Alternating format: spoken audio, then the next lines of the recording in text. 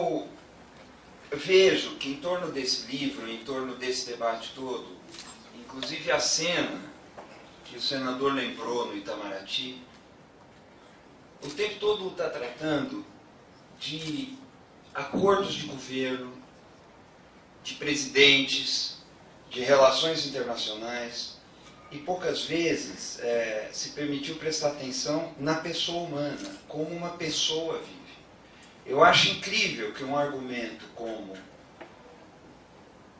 o conforto dos governos prevaleça sobre o direito de uma pessoa humana. E nós estamos falando do direito de uma pessoa, independentemente do que ela pensa, de como ela expressa o que pensa, poder viajar e poder defender suas ideias.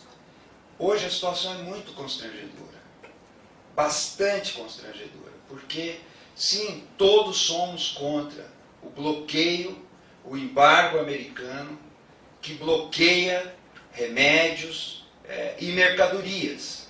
Mas nós precisamos ser contra, com a mesma energia, um governo que bloqueia gente.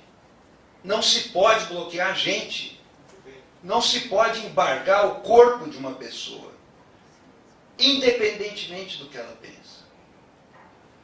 O que é espantoso, além de constrangedor, é que o que Ioane pensa é belíssimo, é bonito, do ponto de vista literário e do ponto de vista intelectual.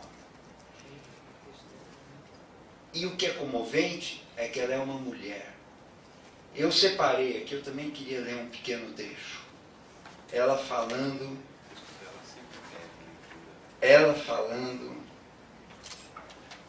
de um ponto de vista feminino que a gente não vê em Cuba com tanto hábito.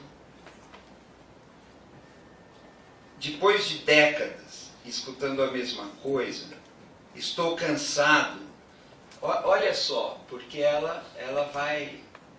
Eu depois vou contar um pequeno caso sobre isso. Depois de décadas escutando a mesma coisa, estou cansada do macho envolto no seu uniforme verde-oliva, do adjetivo viril associado à coragem, dos pelos no peito mandando mais que as mãos na escumadeira. Toda a minha progesterona aguarda que essa parafernália tão robusta dê lugar a palavras como prosperidade, reconciliação, harmonia, convivência. Ela não fala de um inimigo, ela não fala do ódio, ela não fala da guerra. Todos os hinos nacionais, por isso eu sou a favor de que o hino nacional brasileiro fosse a aquarela do Brasil. Todos os hinos nacionais falam, eu sou fortão, eu vou te bater, pisa nessa linha e eu mato você. Todos os hinos nacionais são uma afirmação de virilidade. E a virilidade é associada à coragem. E nos países socialistas, a virilidade é uma virtude socialista, uma virtude bolchevique. Nos países fascistas é uma virtude fascista ou nazista. E elas pegam o ponto, a associação entre coragem e virilidade. Coragem é uma atitude masculina. A Ioane é uma prova de coragem falando de reconciliação, de prosperidade, de convivência.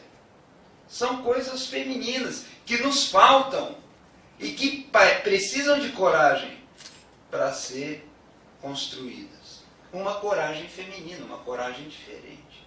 Eu me lembro no Brasil, eu acompanho televisão, fazia crítica, estudo de televisão, e a gente vivia ouvindo pessoas que reclamavam, com justiça, com razão, do que elas chamavam de erotização precoce das crianças, porque os programas são apelos sexuais, e eu me lembro dos textos que diziam as psicanalistas e os psicanalistas, psiquiatras, a criança é invocada, é impelida a um gestual, a uma atitude erótica para a qual ela não está equipada. Quer dizer, o corpo da criança não dispõe dos organismos, dos órgãos e dos hormônios para ter aquele tipo de atitude.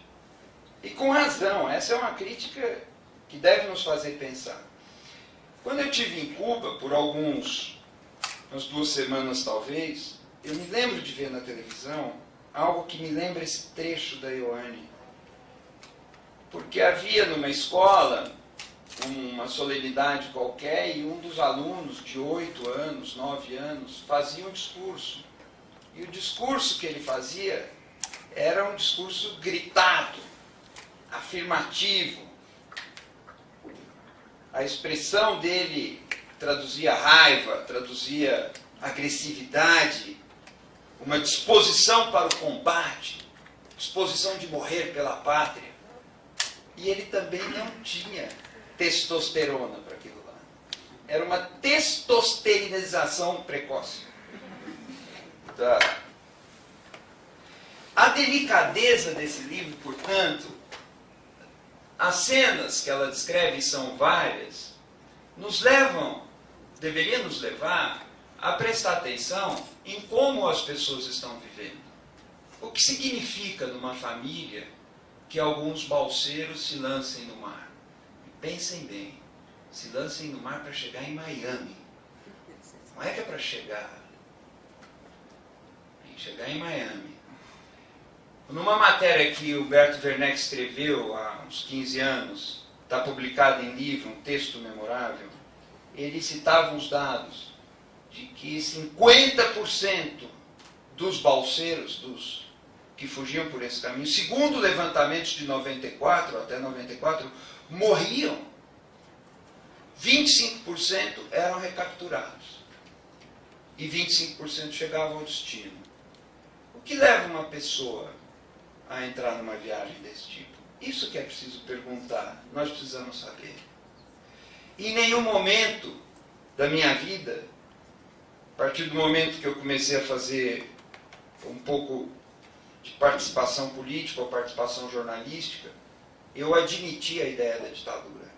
Mas eu não aceitava e não aceito que, em nome de conquistas sociais, se sacrifique a liberdade de uma pessoa. Não precisavam ser milhares. Não precisavam ser dezenas de milhares. Uma que fosse.